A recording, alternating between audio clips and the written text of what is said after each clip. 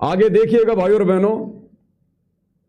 अब आपको और दिखाते हैं सतलोक आश्रमों से जुड़े जो हमारे भाई बहन हैं, जो परमेश्वर की आत्माएं हैं, उनके मन में कुछ शंकाएं हैं। और आपको पता ही है कि सतलोक आश्रमों में साथ संगति नहीं होती है।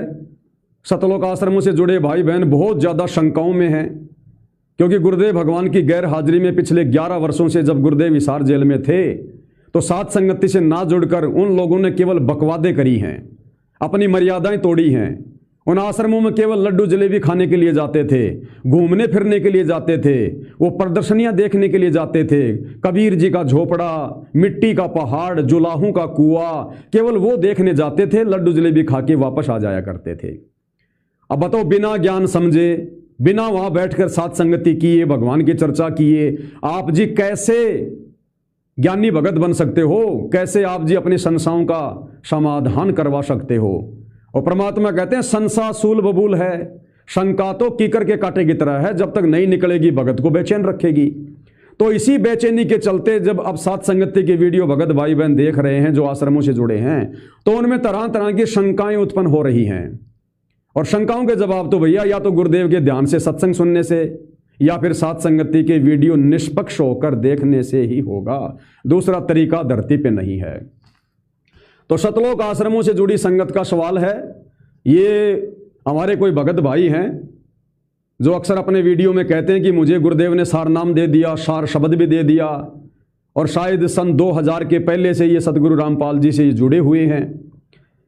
तो इनका सवाल है, सतगुरु रामपाल जी ने तो कभी नहीं कहा कि अपनी पत्नी के साथ सेक्स करना भगत के लिए वर्जित है। तो भाई और बहनों, इस भाई के सवाल का जवाब आप जियों को ऊपर दे दिया गया है।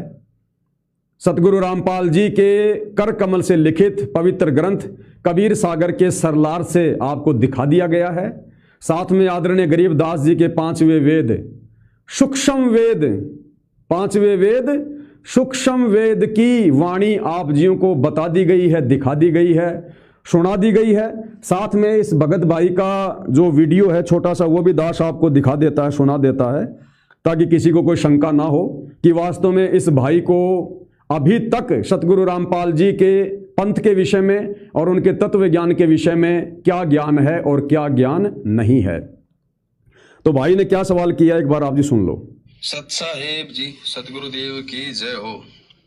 तो 2-4 दिनों से एक प्रश्न बड़ा चर्चा में चल रहा है कि जिस भक्त आत्मा ने अगर पति पत्नी व्यवहार छोड़कर भाई बहन नहीं बने तो उनकी छाया भी सतलोक में नहीं पड़ेगी, क्योंकि गरीबदास जी ने अपने वाणियों में कहा, पर द्वारा स्त्री का खोलो 70 जन्म अंधा हो डोले। और इसमें कहा गया, गुरुदेव जी ने अपनी वाणियों में, नित्यानंद की जो वाणी है अपने सत्संग में, गुरुदेव जी ने कहा कि कनक काम नहीं जहर के समान। बस जो विवेक के नाम पर जो धंधा खोले हुए वो इन्हीं वाणियों को पकड़ करके अपना पूरा का पूरा तोड़ मरोड़ करके पेश करने की कोशिश कर रहे हैं। कोई भी काम नहीं, हम छोटे बच्चे हैं, आम जो समाज में चल रही है वो भी बातें ये समझते हैं कि भाई स्त्री आग है। आप समझते होगे कि नारी एक आग, हर जो उसमें हाथ देगा वो जलेगा, वो कब है। अब इनको कैसे बताएं?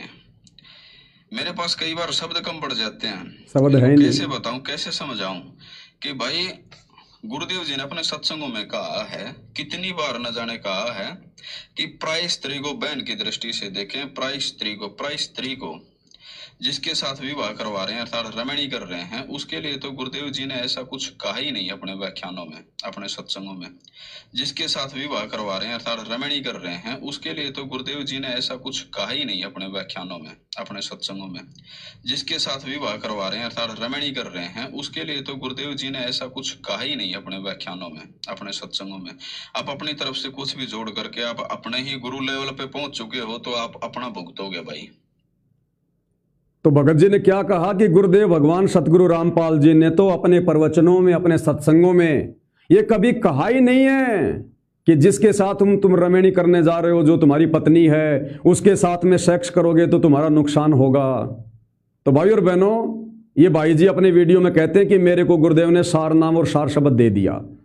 और उसके बावजूद भी ये विषय वासना के ये पक्ष में खड़े हैं और कह रहे हैं कि गुरुदेव ने कभी नहीं कहा। अभी आपको कबीर सागर से गुरुदेव के कर कमल से लिखित आपको दिखा दिया कि गुरुदेव भगवान ने कहा या नहीं कहा। लिखना और कहना बात एक ही है, पुस्तकें तो गुरुदेव भगवान की हैं, दिन रात तुम ही लोग बांटते हो।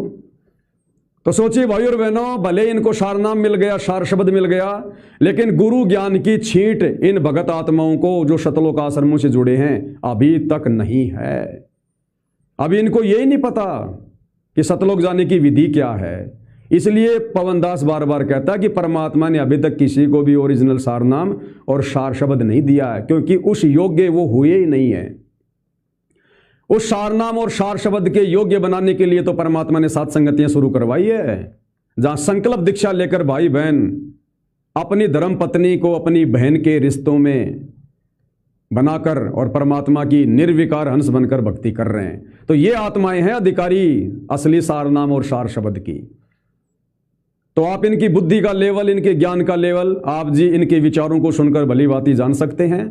देखो, सोशल मीडिया पर आकर ज्ञान झाड़ना बहुत आसान है, लेकिन उस ज्ञान के ऊपर चलना उतना ही कठिन है।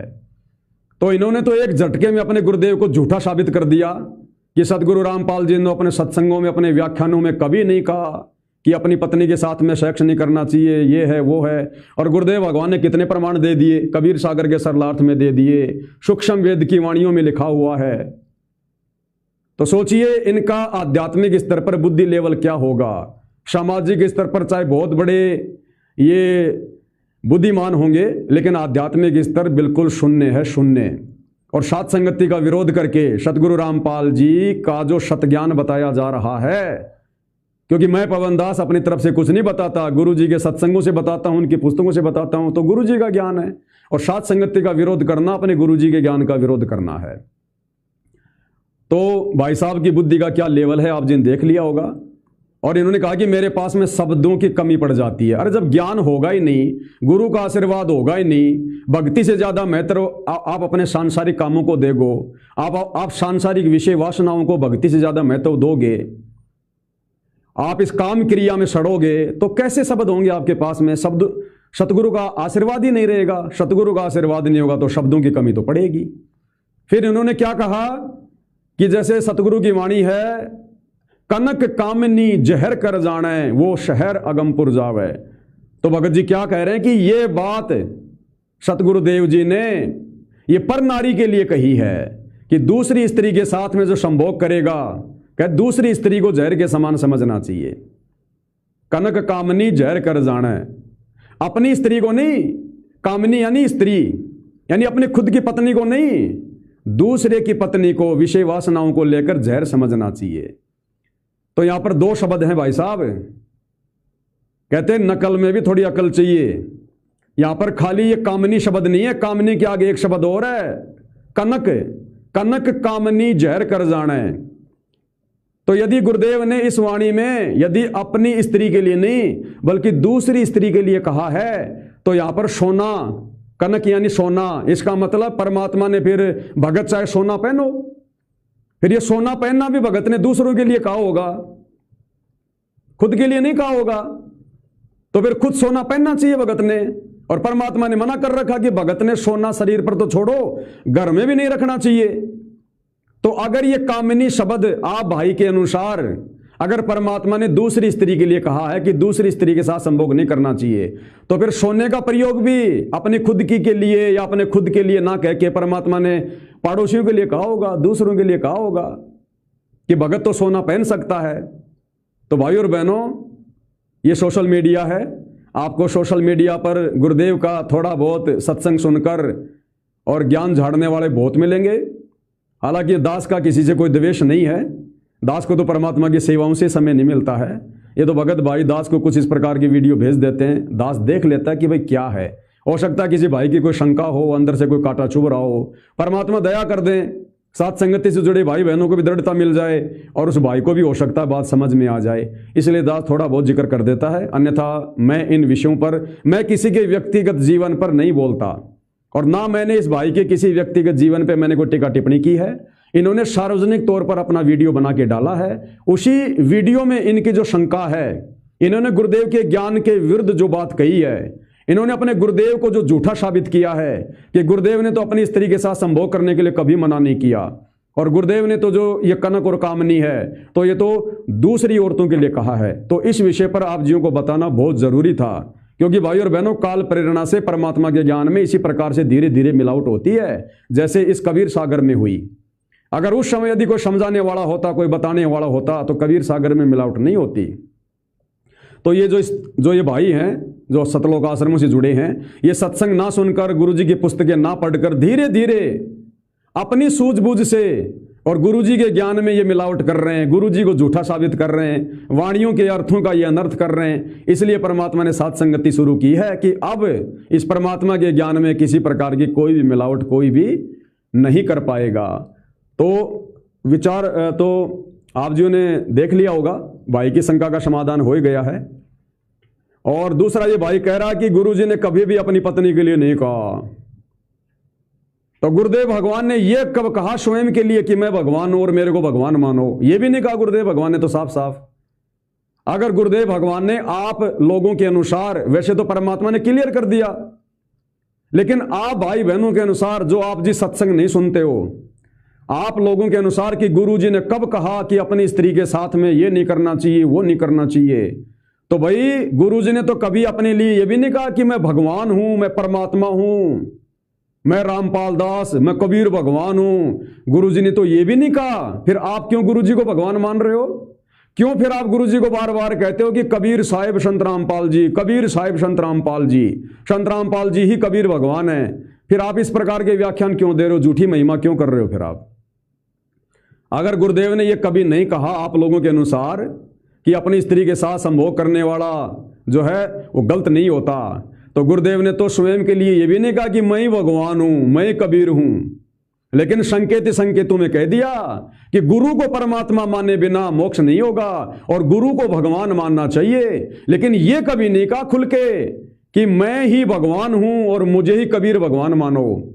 इसी प्रकार आप लोगों के अनुसार यदि गुरुदेव ने कभी यह नहीं कहा कि अपनी स्त्री के साथ में संभोग करना कोई गलत नहीं है, लेकिन परमात्मा ने अपनी पुस्तकों में, सूक्ष्म वेद की वाणियों में ये बात समझाने में, अपनी स्त्री से भी दूर करने में, विषय वासनाओं को लेकर परमात्मा ने संकेतों में कोई कमी नहीं छोड़ी है।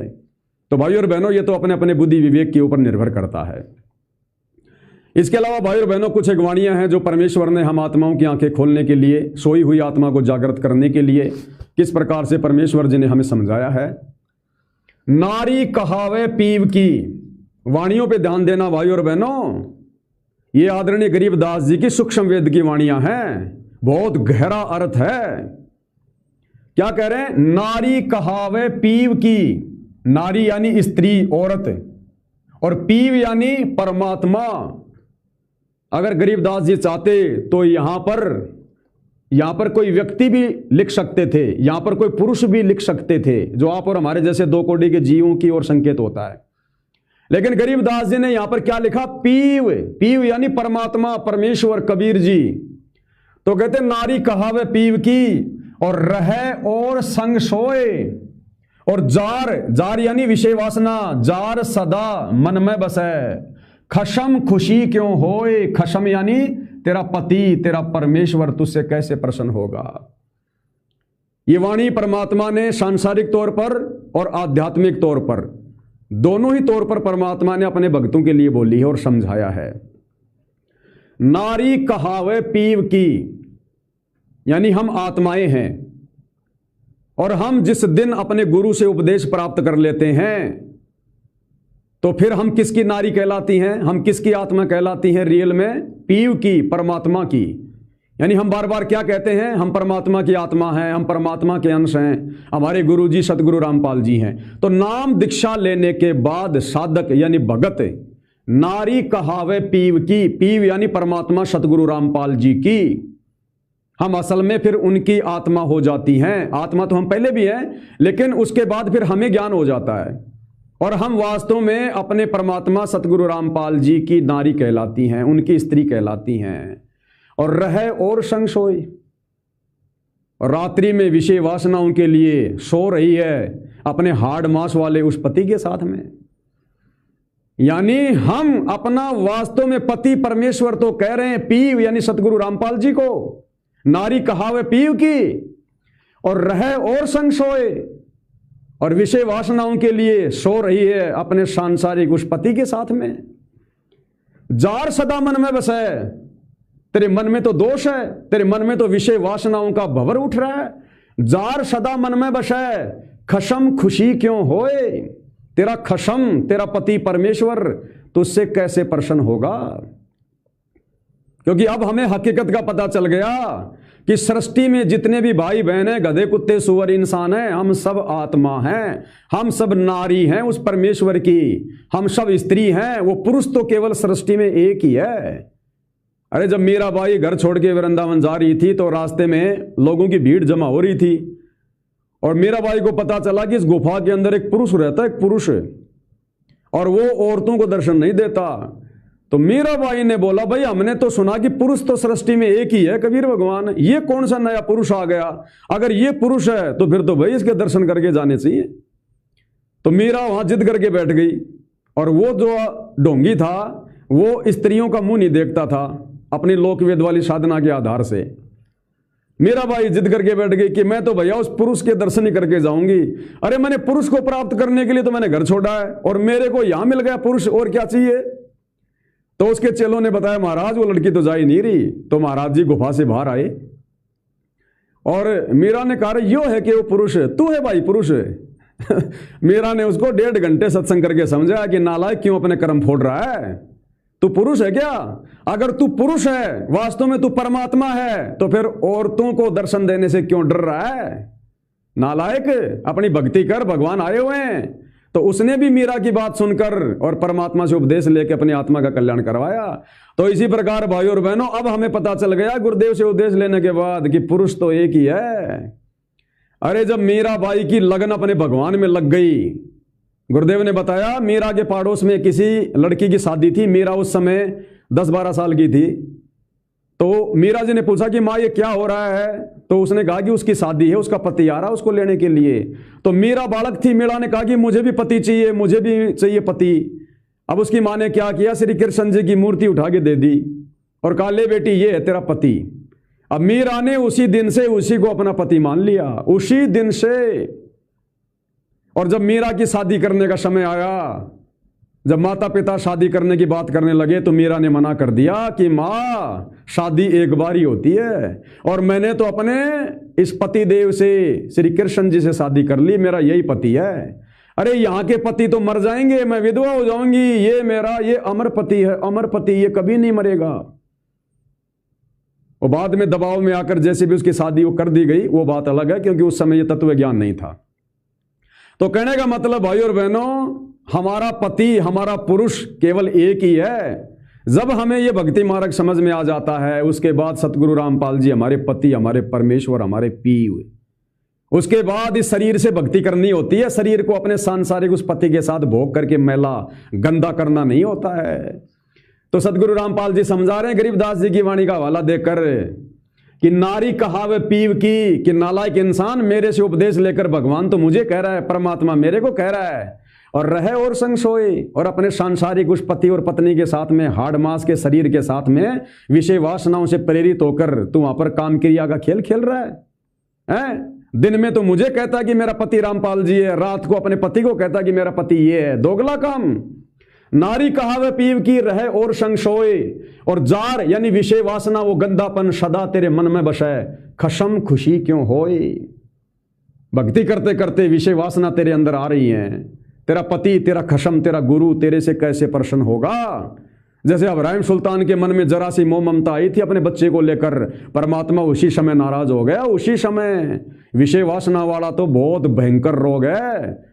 सोचिए भाई और बहनों, कैसे परमात्मा प्रसन्न होंगे, बेहद नाराज हैं। भले चाहे हंस हंस के आत्माओं से मिल रहे हैं, वो बात अलग है, लेकिन अंदर से परमात्मा सबसे नाराज हैं, रिजेक्टेड हैं।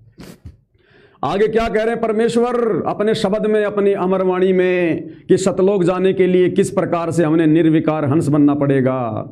हमने विषय वासनाओं से दूर होना पड़ेगा, चाहे अपनी पत्नी या पति हो, चाहे पराया पति या पत्नी हो।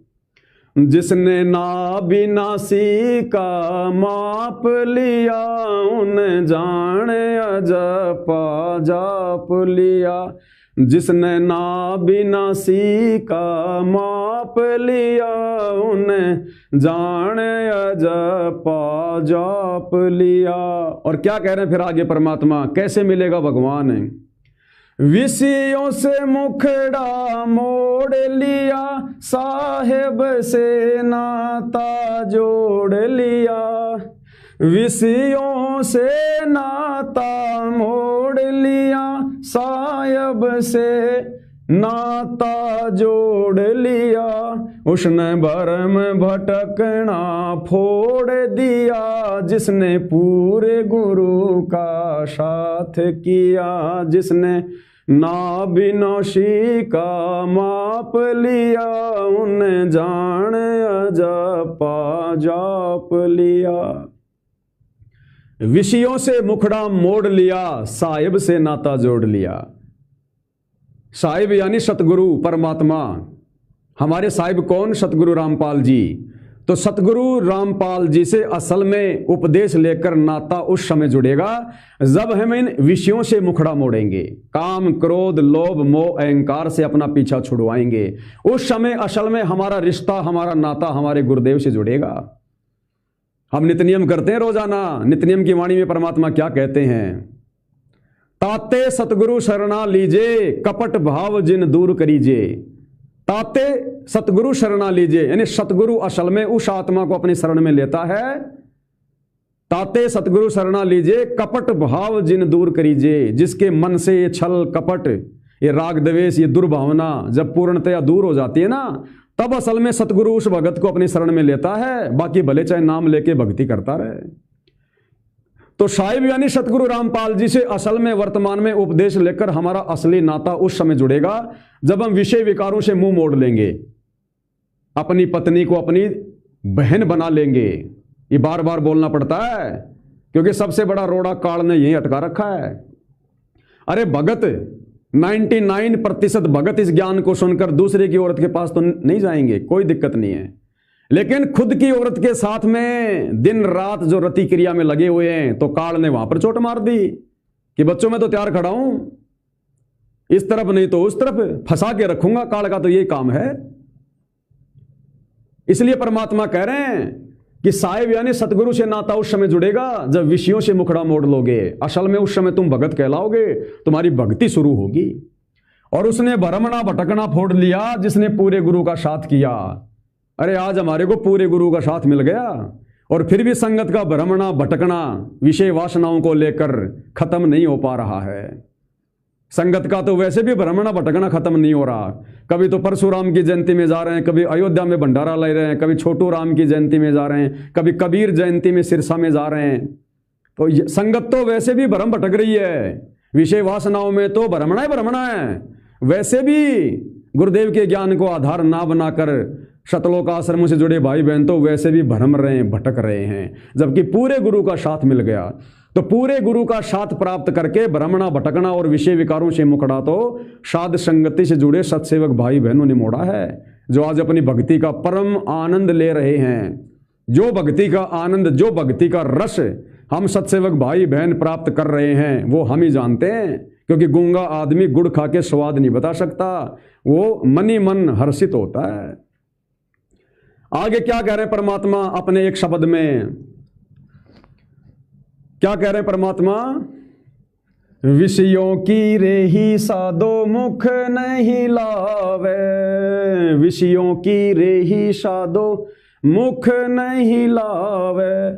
खावे राम नाम की वो बूरा, जो है भागा का पूरा। भागा का पूरा रे वो तो किस्मत का पूरा। आवेगा सत्संग में कोई सूरा, जो है भागा का पूरा।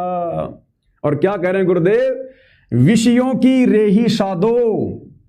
विषय यानी विषय विकार, काम क्रोध लोभ मोह अहंकार की रेही यानी वो हवा, वो गंध उसके आसपास भी नहीं होगी। विषयों की रेही साधो मुख नहीं लावे। वो कभी भी इन विषय विकारों का वो गंदा स्वाद नहीं चखेगा। विषयों की रेही सादो मुख नहीं लावे, कभी भी विषय विकारों का आनंद भगत नहीं चखेगा, क्योंकि वो गंदगी है। उसे पता चल गया कि भैया ये तो नमक, ये तो भैया जो है खांड जैसी दिखाई देने वाली उस बोरी में ये तो नमक भरा है, नमक नमक।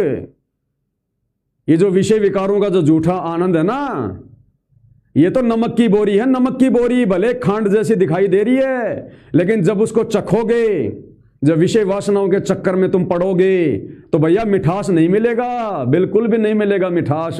नमक में तो नमक वाला ही खारा खारा स्वाद आएगा। इसलिए परमात्मा कहते हैं जो सच्चा भगत होगा, सत भगत होगा, जिसने वास्तव में ज्ञान को आधार बनाकर सतलोक जाना होगा, अपना पीछा छुड़वाना होगा, तत्वदर्शी संत को समझ चुका होगा, तो कहते हैं विषयों की रेही सादो मुख नहीं लावे। वो तो विषय विकारों की तरफ मुंह करके भी नहीं सोएगा, ये गंदा स्वाद नहीं चखेगा। और खावे राम नाम की बूरा, राम नाम की बूरा, सतगुरु रामपाल जी की भक्ति का आनंद उठाएगा। ये है वो राम नाम की खांड, राम नाम की बूरा, मिठास ही मिठास। कहते हैं वो तो अपने गुरुदेव के द्वारा दी गई भक्ति को तन मन धन से करेगा, मन लगा के दिलो जान से, आत्मा से, हृदय से, और अपना पीछा छुड़वाएगा। जो है भागा का पूरा, तो भागा का पूरा इस श्रेणी में केवल साथ संगति से जुड़े भाई बहन हैं। हम कोई अहंकार में आके नहीं बोल रहे, मान बढ़ाई में आके नहीं बोल रहे। कल एक भाई कमेंट्स कर रहा था कि भाई पवन दास की बातें तो बिल्कुल सही है, लेकिन नारद मुनि की तरह अहंकार में आके बोल रहा है। अरे ये तत्व ज्ञान लेने के बाद में ये पवन दास नारद मुनि वाली गलती करेगा क्या? परमात्मा जिसको खड़ा करता है ना, उसको हर प्रकार से निचोड़ के देख के फिर खड़ा करता है।